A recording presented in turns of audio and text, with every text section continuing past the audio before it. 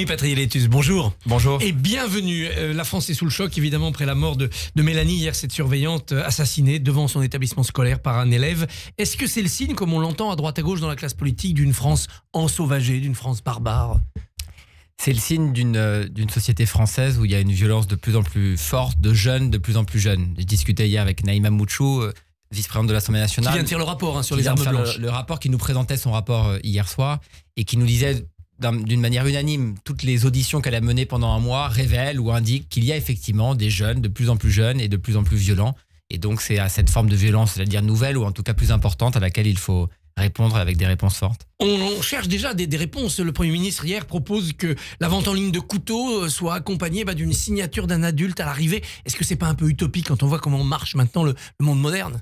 Alors il y a des formes de contrôle effectivement à mettre en œuvre. Aujourd'hui, un jeune ne peut pas acheter des armes blanches dans une armurerie. Peut-être qu'il faut élargir les interdictions. C'est ce que propose Naïma dans son rapport, de dire qu'il faut aller plus loin dans les interdictions aux jeunes en termes d'achat d'armes blanches. Il y a une question aussi importante sur la santé mentale des jeunes, leur équilibre psychique. Nous avons porté déjà il y a 2 ans une loi pour interdire les réseaux sociaux aux jeunes de moins de 15 ans. Le président de la République valide ça hier. Eh bien, tant mieux, mais ça fait 2 ans que la loi dort dans un tiroir. Elle a été votée de manière unanime à l'Assemblée nationale et au Sénat. C'était une loi portée par Laurent Marcangeli, ancien président du groupe à l'Assemblée nationale. Et il faut cette interdiction des jeunes de moins de 15 ans, des réseaux sociaux pour les jeunes de moins de 15 ans, parce qu'il y a aujourd'hui une addiction aux écrans et aux réseaux sociaux. Donc il y a une réponse aussi sur la santé mentale des jeunes.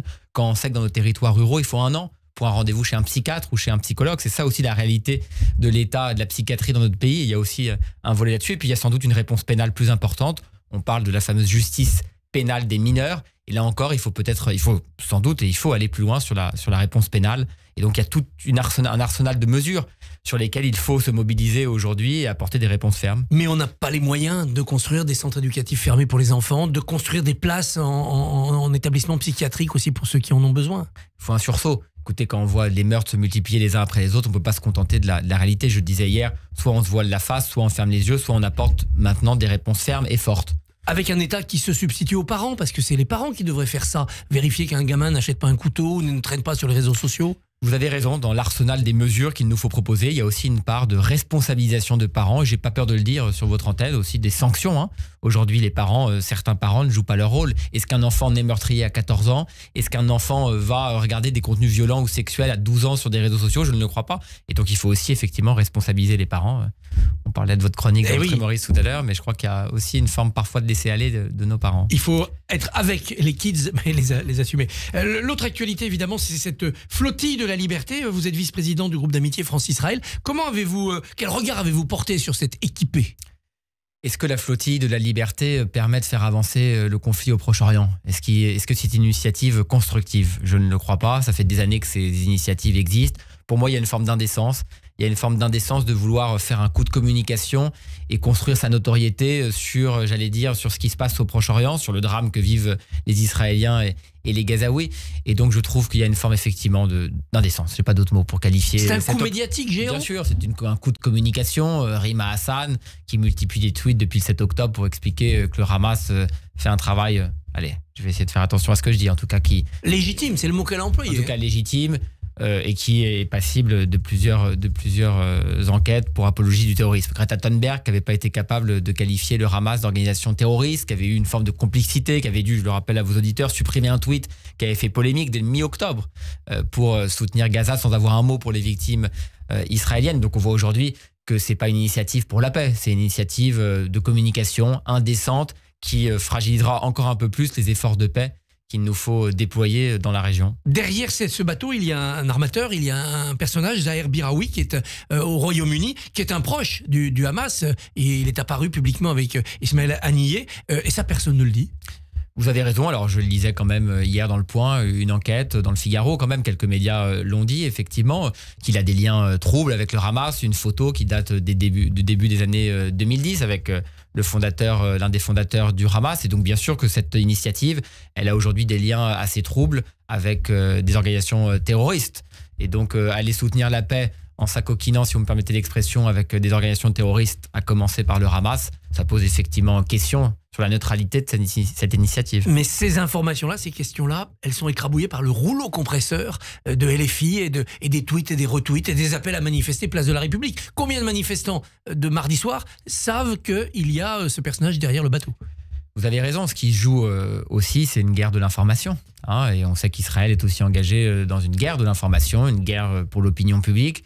Et donc, c'est aussi une dimension à prendre en compte aujourd'hui dans les conflits qui traversent le monde. Cette dimension, effectivement, de guerre de l'information qui n'est pas sur le théâtre des opérations, qui ne se joue pas à Gaza en Israël, mais qui se joue effectivement dans nos réseaux sociaux, sur nos plateformes, et qui est une guerre importante et qu'il ne faut pas perdre. Rima Hassan refuse de quitter Israël, refuse de signer le papier disant qu'elle est entrée illégalement. C'est une manière de prolonger cette opération de communication en se mettant en position quoi, d'otage, dit Mélenchon. Bien sûr, on est dans une victimisation permanente. Il savait très bien ce qu'il faisait en lançant cette flottille. Il savait très bien qu'il se ferait arrêter par Israël. Il savait très bien que les images choqueraient l'opinion publique. Et donc, dans cette guerre d'images et de l'information dont je parlais, c'est, j'allais dire, une opération parfaitement millimétrée, organisée, chorégraphiée. Mélenchon y a ajouté une dimension, il accuse la diplomatie française, la diplomatie de ne pas faire le travail, de ne pas accorder la protection consulaire, de ne pas rendre visite, de dédaigner ces prisonniers. Écoutez, à part recevoir des leçons de démocratie de Jean-Luc Mélenchon, ces activistes se sont engagés dans une opération dont ils connaissaient les causes et les conséquences. Il faut qu'Israël effectivement respecte le droit international, ils vont être expulsés, renvoyés dans leur pays. Et voilà comment va se terminer cette triste et indécente initiative. En attendant, il y avait 8000 personnes lundi soir, place de la République, 50 000 d'après LFI. Il y a une manifestation programmée pour ce samedi. Que dire à ces foules pour les sortir de leur erreur ? Il faut arrêter la confusion des esprits, qu'il y ait une partie de l'opinion publique, j'allais dire de manière unanime, qui peuvent condamner certaines réactions d'Israël et qui aujourd'hui appellent aussi à un cessez-le-feu ou en tout cas la construction de la paix, c'est normal, mais cette confusion des esprits, cette instrumentalisation des esprits, ce qui se joue avec la flottille de la liberté, c'est pas, j'allais dire, un combat sincère pour la paix, un combat sincère pour les Gazaouis, c'est une formidable, au sens premier du terme, si vous me permettez, instrumentalisation de l'opinion publique qu'il faut dénoncer. Avec la volonté d'importer le conflit ici et de créer du trouble ?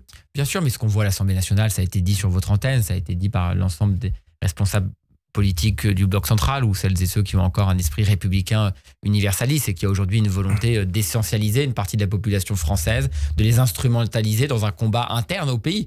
Et quand un parti politique utilise un drame qui se noue, j'allais dire à l'autre bout du monde, en tout cas au Proche-Orient, c'est que notre pays est arrivé à un état de délabrement et de d'élitement inquiétant et préoccupant. Tout cela se passe sur un refroidissement des relations entre la France et Israël. Emmanuel Macron a rappelé que le blocus humanitaire était une honte et un scandale. Est-ce que ces mots ne sont pas trop durs ? J'ai pas toujours compris la position du président de la République. Elle a flotté. Entre le 8 octobre elle a évolué. En tout cas, ce qui est sûr, et ça, Israël, je pense, est en train de le comprendre, c'est qu'ils ne peuvent pas faire l'impasse et l'économie de la prise en compte d'une guerre de l'information. On recevait des responsables avec des parlementaires israéliens, et c'est le message que nous leur avons indiqué. On a soutenu le droit d'Israël à répondre aux attaques terroristes, mais ils doivent prendre en compte aujourd'hui l'opinion publique. C'est un fait, et ils ne peuvent pas jouer contre l'opinion publique internationale. Il faut qu'ils puissent effectivement éradiquer le Hamas, nous les soutenons dans cette démarche, mais ils ne peuvent pas faire l'économie de la prise en compte aujourd'hui d'une opinion publique qui est en train d'évoluer. Et c'est important de le prendre en compte. Sinon, il y aura des répercussions assez fortes, je pense. C'est-à-dire des répercussions. Vous pensez que la communauté juive internationale peut être victime de cette politique incompréhensible de Netanyahou ? Il y a un risque, je le crois. Que peut faire le groupe d'amitié France-Israël, vous en êtes vice-président, pour maintenir quand même le lien dans cette période troublée et sans doute provisoire ? Continuer d'entretenir ce lien d'amitié. Avoir avec un ami, on a une parole franche, sincère et transparente. On recevait plusieurs ministres lors d'un congrès la semaine dernière organisé à Paris qui rassemblait des responsables français et israéliens et leur passait aussi des messages. Et c'est ça, une construction d'une amitié profonde et sincère. C'est dire attention. Attention, là, l'opinion publique bascule. Je le vois moi dans un territoire rural où il y avait une unanimité pour soutenir Israël dans son combat contre l'islamisme radical, dans son combat pour éradiquer le Hamas, détruire le Hamas. Et aujourd'hui, je vois même dans un territoire rural une majorité de Français silencieuses, une forme d'évolution et de basculement. On comprend plus ce qui se passe à Gaza. Effectivement. C'est devenu indéfendable. En tout cas, c'est devenu difficilement compréhensible. Donc de la pédagogie, de l'explication et une prise en compte aussi de cette opinion publique. Et là, je parle d'une majorité de Français qui avait été ferme dans son soutien à Israël sans aucune équivoque. Les élus de la Knesset qui sont en contact avec vous, comment gèrent-ils cette espèce de paralysie presque politique où ils n'arrivent plus à changer de gouvernement ? Alors c'est aussi le signe d'une instabilité politique israélienne qui ne remonte pas à très longtemps. C'est là qui est en crise aujourd'hui. Qui est en crise.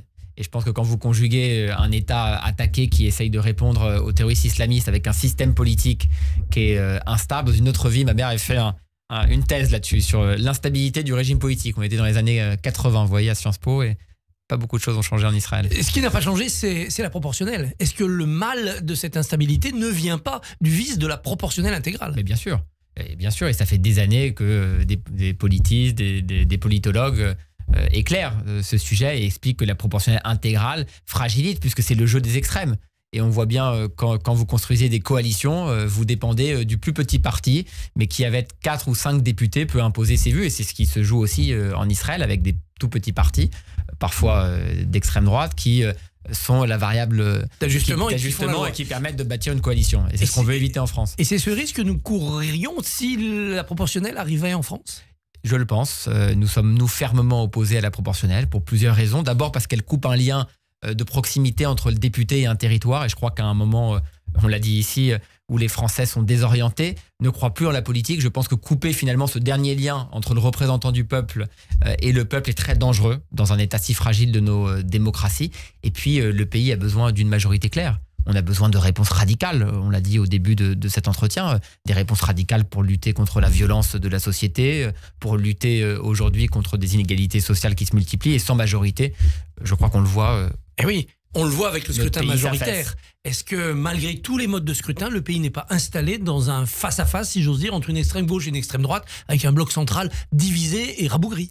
Il y a aujourd'hui une tripartition de la vie politique, vous avez raison, mais nous sommes persuadés que la proportionnelle viendrait renforcer cette instabilité politique et empêcherait en tout cas un retour à des majorités plus claires qui sont essentielles pour pouvoir apporter des réponses concrètes à notre pays. Et êtes-vous persuadé que 2027 va trancher ce problème et qu'il y aura un choix clair des Français? Je l'espère, j'y travaille, je suis engagé derrière un candidat, Édouard Philippe. Et en tout cas, on y travaille. Et j'espère que quel que soit le président qui sera élu, il pourra avoir une majorité claire pour gouverner. Les municipales sont le prochain horizon. C'est très important, notamment dans des départements comme le vôtre. Vous sentez la France aller vers une sorte de virage radical, notamment vers la droite dure? Il y a aujourd'hui une partie des Français, on en parlait hors micro, qui aujourd'hui considèrent que le Rassemblement national peut être une réponse. Moi, j'aimerais dire à ces Français qui aujourd'hui croient que le Rassemblement national est une réponse à cette montée de la violence qu'ils constatent, que attention, je vois beaucoup de dénonciations de la part du Rassemblement national. J'attends toujours des mesures concrètes, des mesures réelles, des mesures ambitieuses. Alors à nous aussi, j'allais dire des responsables du bloc central, d'apporter des réponses radicales. Je le dis très régulièrement à l'Assemblée. Si on n'est pas capable, nous les responsables du bloc central, d'apporter des réponses concrètes aux préoccupations des Français, alors il ne faut pas s'étonner ensuite qu'il y ait une forme de radicalisation des esprits. On a tout essayé sauf le RN, c'est la réponse des Français. Oui, c'est ce qu'ils disent. Mais il y a plein d'autres choses qu'on n'a pas essayé, c'est pas pour ça qu'il faut l'essayer. Jérémy Patrier-Letus, vice-président du groupe d'amitié France-Israël, merci et bonne journée. Merci beaucoup. Merci beaucoup Christophe. On vous retrouve à 7h45 demain matin. Votre invité sera David Amiel, député Renaissance de Paris.